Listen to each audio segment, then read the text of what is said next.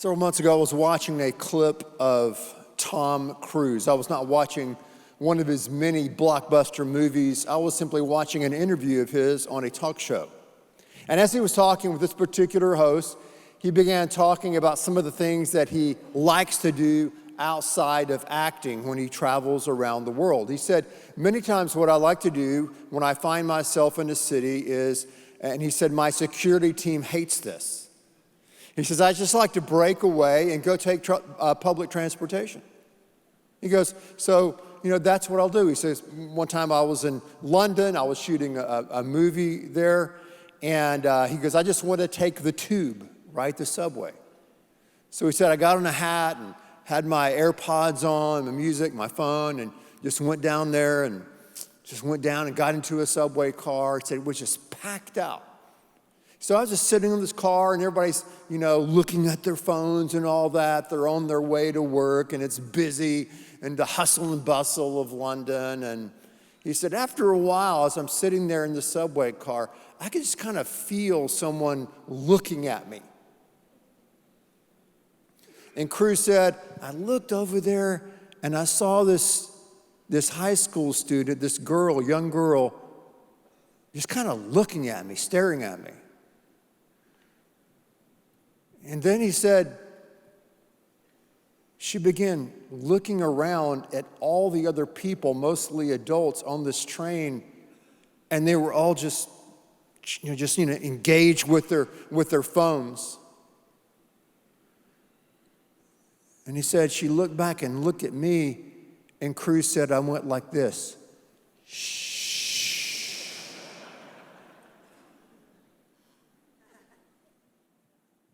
And he said, she had her phone and just casually went,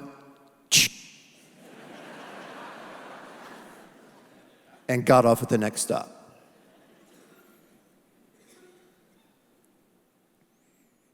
Nobody noticed. But this young high school student. Why didn't they notice? Well,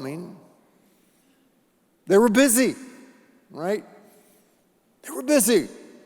They're going to work. They had worries and concerns, and they were doing what we all do so well. Looking down. They were looking down. And what happens when they look down, when we look down? They missed the moment, right? They missed the moment to, see, maybe get their picture taken with one of the most famous movie stars and recognizable faces on planet Earth. They missed the moment. And before I start judging the folks, these fine British people on that subway, maybe they were going to the orthodontist, I don't know. I had to throw that in there, sorry. And we all miss moments, don't we? We all miss moments in life. When we're too in a hurry or we're distracted, we can just miss a moment. Daddy, look what I made, look what I made. That's great, sweetheart. Honey, I really need to talk to you. Yeah, I will in a minute. This is a football game here. We miss moments. We miss moments. And sometimes we miss moments that are even bigger. And these are moments that I call God moments. God moments. And the good news is, we've gathered here today, and we're here in this worship service because we don't want to miss a God moment. We want to hear what God has to say to us and how God can speak to us in our deepest point of need. That's why we're here. So let's open our Bibles, if you would. If you brought a Bible, if not, don't worry, look ahead. Right there in the screen in front of you, look at Psalm chapter 19. This is a two-part message, and we're going to look at communication. My original title for this message, as I was getting ready for it months ago, was UFOs and Voices Beyond, okay? Right? And I think a lot of people are worried about, what if there are life on other planets? What about UFOs? I'm like, that's fantastic. Bring it on. I am curious. Our God is big enough, if he wants to create UFOs and other planets. It doesn't blow my hat in the creek. So let's look at Psalm 19. It's a two-part message. It talks about communication. The heavens declare the glory of God. The skies proclaim the work of his hands. Day after day they pour forth speech. Night after night they reveal knowledge. They have no speech. It's kind of interesting, right? They have no speech. They use no words. No sound is heard from them, yet their voice goes out into all the earth, their words to the ends of the world. So the knowledge of God is everywhere. We cannot escape the knowledge of God. Romans 1:18 following says that God has clearly made known his attributes, his divine nature, his eternal power. How? By what has been made. The problem of, what about the person who's never heard? That person does not exist. That person does not exist. God has made himself clear. God's knowledge, his power, his character is everywhere present. Now, it's a matter of degree, but the idea that God, there's some person living in some remote desert or some remote jungle who has no knowledge of God, that person simply doesn't exist because of what has been made. In the heavens, let's continue.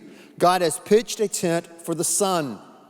It's like a bridegroom coming out of its chamber, like a champion rejoicing to run his course. It rises at one end of the heavens, the sun, and makes its circuit to the other. Nothing is deprived of its warmth. God is a God who communicates to us. How does he communicate? He communicates in many ways, but what we're going to look at today primarily is how God talks to us through nature, and he talks without using words. He speaks without really getting into a language. There's a song, there's a melody to what has been made that is outside of us. And here's the deal, it's on a continual loop. A continual loop called nature is always pouring forth communication about the reality and the existence of God. It's all around us when we walk outside. Creation points us to the Creator. We go to the beach. We look at the waves, we feel the sand, we sense the power and the presence of creation. We hike up a mountain, we stand at the rim of the Grand Canyon and see its vastness. We feel so small and insignificant, but at the same time, we are amazed and we're astonished by the reality of a being that transcends all being, and that is God himself. The heavens declare his glory. The skies proclaim the work of his hands. And we're in awe. My mom, like most moms, used to love to tell stories of her kids. And she loved to tell a story about me. When I was a little boy, we grew up in North Carolina in the Smoky Mountains. And one day we went out, I guess in the fall, and we were going to pick out a Christmas tree. We went to a Christmas tree farm, which was a place in North Carolina, a beautiful place where they had this, in my eyes, as a 3-year-old, these mountains of green trees that were, Christmas trees. And as I went out there, this, chubby little kid, and walked out there, I saw all these beautiful green trees in the blue sky. And I looked up to my mom and I said, "This is God's beautiful world."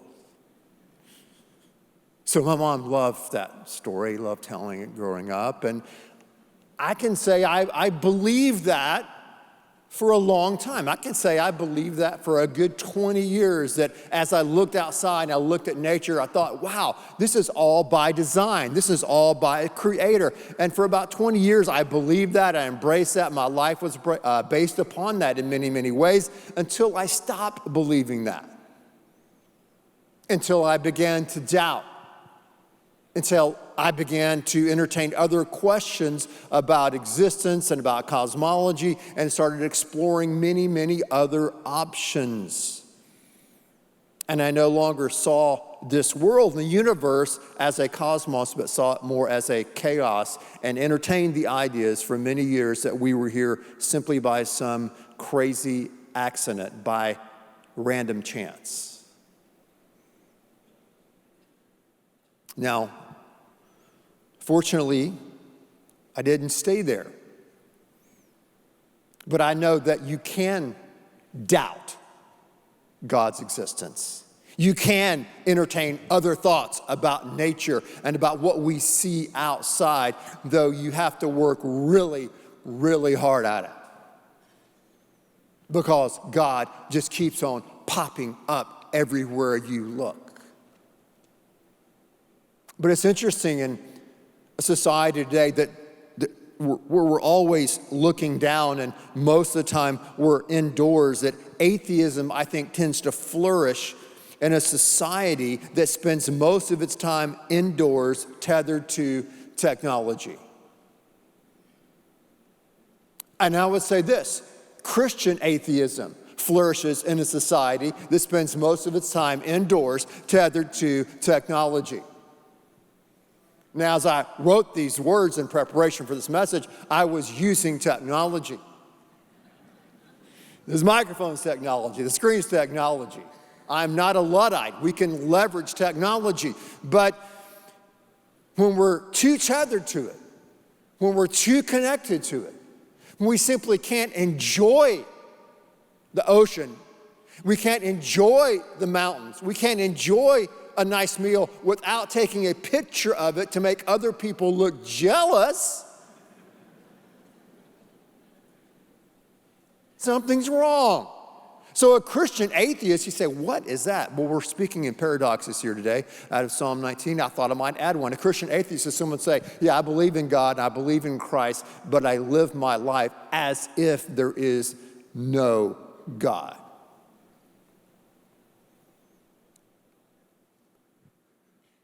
Psalm 19, 1 through 6, it's a great passage. Again, the parallel passage in the New Testament is Romans 1, 18 following. It talks about this language and how, the sense of God and His presence and His existence is just all around us. And I hear so many people that tend to be skeptics. I know, I wore the skeptic's hat for a while. I understand that. I understand doubt, I understand skepticism, I understand agnosticism, atheism as best as I can.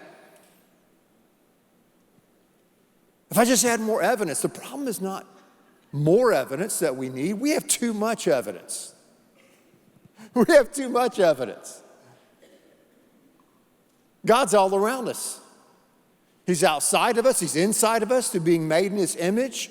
He's inside of us through His moral law. We look at that next week. But it's really difficult, and you have to work really hard to suppress the knowledge of God that is everywhere present. So what should the knowledge of God, as we see God in nature, as we contemplate His power and His character by what has been made, what should that do to you and do to me? Well, let's listen to maybe two of the most influential philosophers that have ever lived, Immanuel Kant and Plato. They help us here. Here's what Kant said. He says that two things fill the mind with ever new and increasing admiration and awe. the more often and steadily reflect upon them, the starry heavens above and the moral law within me. And then Plato adds this. He said, the beginning of philosophy is to feel a sense of wonder. Wonder. So I would say this, as we go outside and as we contemplate the knowledge of God and his language, that should cause you and me to begin to worship. And where does worship begin? Worship begins with a sense of wonder, awe, and admiration. Wonder, awe, and admiration. When you start to think about the fine-tuning of nature and the world that we live in and where we're situated on planet Earth, our distance to the sun, if we were farther away, we'd freeze to death, closer, we would burn. When you start looking at the human body, get closer, even the complexity of the human eye, there's some things that are made in creation as we study them that are irreducibly complex. All of these things shout out for a designer. When we look at the stars and we have all these amazing telescopes that we can see into the stars and astronomy, when we look into chemistry and nanotechnology and quantum physics, all these sciences just make me and make us want to go, wow, wow.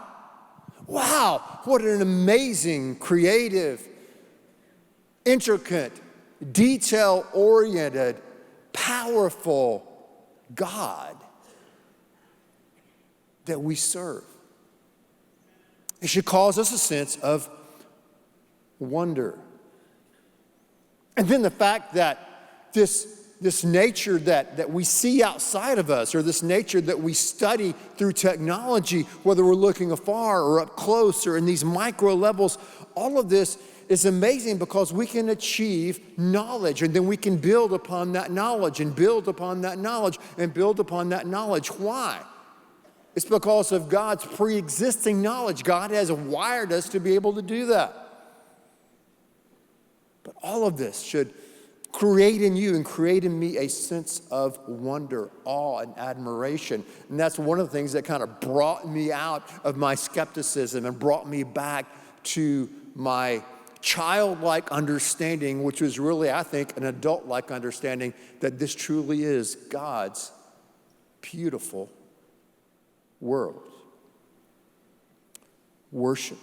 Worship begins with a sense of wonder, awe, and appreciation, and worship begins with an appreciation of God's world around you. C.S. Lewis, one of the most amazing authors and intellects of our time, brilliant guy. He did the Chronicles of Narnia and all that, and so many other works. And when he was moving away from atheism, it was his appreciation of the universe. It was his appreciation of nature that brought him back. He said, I started looking around me at everything in nature, and he said, I needed someone to thank. I needed someone to say thank you.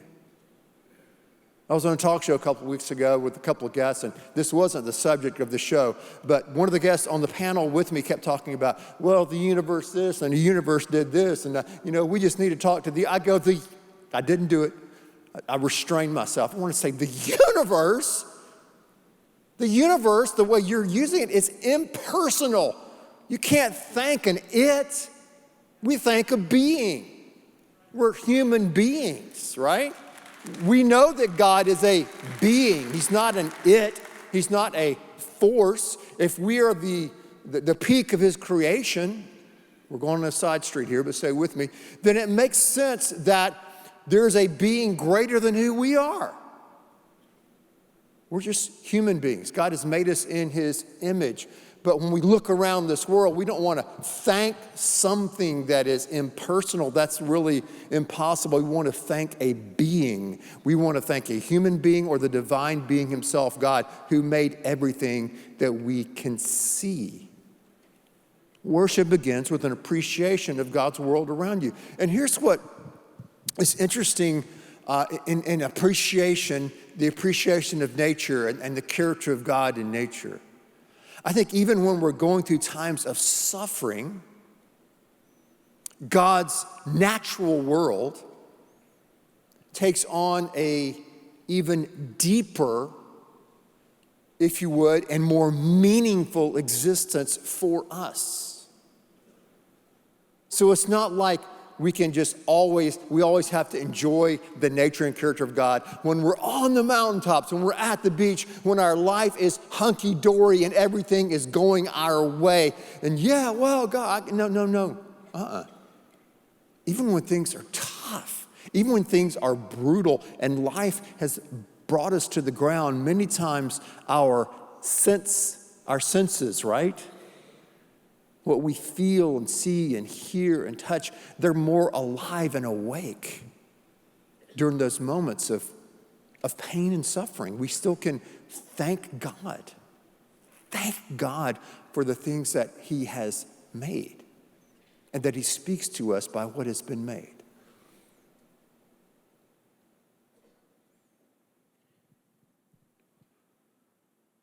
Worship, the creation, leads us to the Creator that makes us want to worship. Worship begins with a sense of awe and admiration and wonder. Worship begins with an appreciation for what's around us, and worship begins with a humility of heart and mind. Worship begins with a humility of heart and mind. God is the infinite source of everything. God is the ground of all being. God is, as we've been studying every Sunday this summer, He is unlimited in His power. He's unlimited in His knowledge. He's unlimited in His details and how He's created us and that we're fearfully and wonderfully made. He is unlimited. We are limited. My eyes are limited. They can only see so far. If I go outside and look into that sun that we read about today too long, I will be blind. My ears are limited. I can only hear so much. If I hear something too loudly, it will burst my eardrums and I cannot hear again. My arms are only so strong. My legs can only carry me so fast. And my mind and my brain is also limited to the amount of knowledge it can gain about the world and nature around me. So as a limited, finite creature, I need to humble myself before the infinite Creator God. And that's what worship is. And when we worship God, this is what someone calls the Eros Logos connection. Eros, right, is love, it's passion. So worshiping God is not merely emotional. It's not all emotional, though it does involve our senses. It does involve our emotions and our passions. At the same time, worship is also logos. It is also reason. It is also rational. So when we worship God, we're worshiping with the totality of our being, though limited. We worship Him with our heart, and we worship Him with our mind. So it's not some abstract pie in the sky kind of situation. We have our minds in the sky, maybe in the heavens, but also our feet is grounded on earth. That's how God made us. As I've said many times, you don't have to park your brain at the door when you enter into our church. But we do need to realize that our minds and our brains are limited, that we are before a mind that's much, much bigger than ours, that's more transcendent than ours, that has so much more knowledge that we can't even comprehend it. So when we're outside and we begin to contemplate the nature of God, we start to see the power of God. It leads us to a point of humility of heart and mind. Then it allows us to see God's beautiful world, and then we let God's beautiful world lead us to worship. Man, our choir and orchestra and singing, they did a great job inside of leading us in worship today, didn't they? Let's thank them. We worship God. We can worship God when we go outside. We can worship God by the way we work, by the way we carry on our lives. all of our life can be a connection, a time, a moment that we don't want to miss, a moment to worship.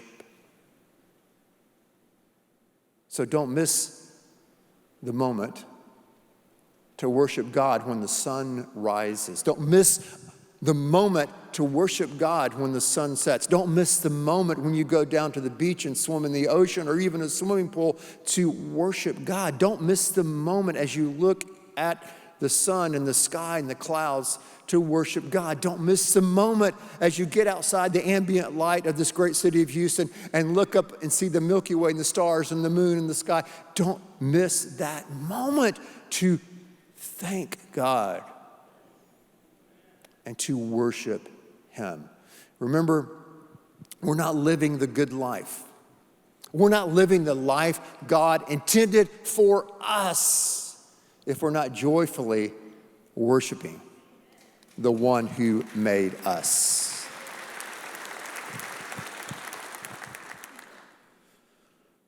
Well,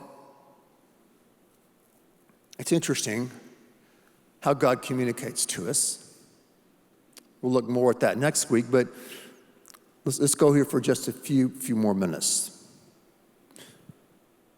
I thought about those people on the train in London with Tom Cruise. And I realized that every illustration breaks down at some level. But I thought about it, thinking, why did they miss him and this girl, this young high school student didn't? I thought more about it. So I thought, those folks who were getting up that morning in London and rushing to the tube to get to work, they weren't expecting that. They weren't expecting to, see a superstar of his caliber on their commute to work. That's just not normal, for anyone. So they weren't expecting it. In their defense, they weren't expecting it. And also, too, it didn't make sense. I mean, they're in London. He's from the United States. Someone of that caliber, superstar would not go underground and have to take a subway to work with the rest of us. That doesn't make any sense. And without security, it makes no sense. Why would he do that? And then the student, the young lady, your high school student, she saw and recognized him because for that moment at least, she was aware. She was aware. And so perhaps what you can pray today, what I can pray today, is God, make us aware. God, I pray for awareness. God, I pray that we would not miss the moment. And that's what God did, didn't he? God came down to our level. He entered into the subway of life with his son, right? Because the gospel is not just about a son in the clouds, right, in the sky. It's about the Son, okay? And the Son came, he lived and died and rose again so that forgiveness could flow our way. This Son came that we might know the incredible love of the Father. This Son came to show us the Father. So God goes from this amazing communication tour de force. It's still all around us, 365 for everybody to see that he is real, that he's alive, that he made everything. And then God comes down to our level and gets up close and personal through his Son, because he wants to bring us into a relationship, an ongoing relationship with our true Father, God himself. Yeah. So now as I look out in nature, as I look at the ocean, as I look at the sky, as I look at the sun, as I look at the moon, As I look at you, as I look at me and the variety of God's creation, his creativity, as I see that and the intricacies of this world, as I wonder in awe and I'm humbled by nature and by God's power, as I look into the sciences and the arts and I'm amazed at this amazing, powerful designer, God, I go, wow, but then I can go even a step further, if you would, when I trust in Christ, the creator of all becomes my Father. My Father. And so as I'm walking around this place, as I'm walking around Houston, as I'm walking around wherever I go, even London, right? I can say, this is my Father's world, right? This is my Father's world. And to my listening ears, all nature sings and round me rings, right? The music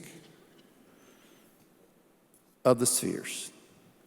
God, help us to be aware. God, help us not to miss the moment to worship you and to trust in our true Father.